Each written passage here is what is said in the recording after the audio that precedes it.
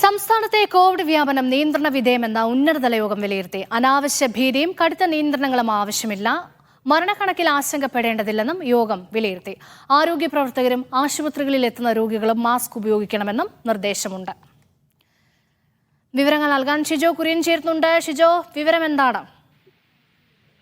രേഷ്മ, ആരോഗ്യമന്ത്രിയുടെ അധ്യക്ഷതയിൽ ചേർന്ന ഉന്നതതല യോഗത്തിന്റെ ഇപ്പോൾ നിർദ്ദേശങ്ങളാണ് പുറത്തു വന്നിരിക്കുന്നത്. കോവിഡുമായി ബന്ധപ്പെട്ടുകൊണ്ട് ഇപ്പോൾ അനാവശ്യ ഭീതി പരത്തേണ്ട കാര്യമില്ല എന്നുള്ള കാര്യം യോഗം വിലയിരുത്തിയിട്ടുണ്ട്.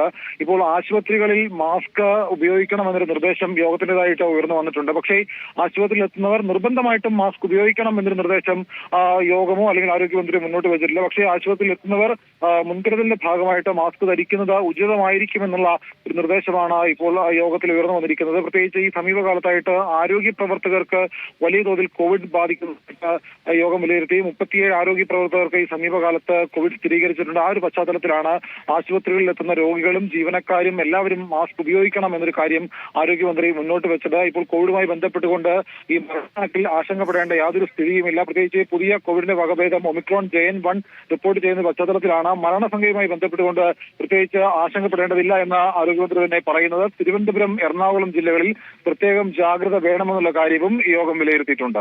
രേഷ്മ.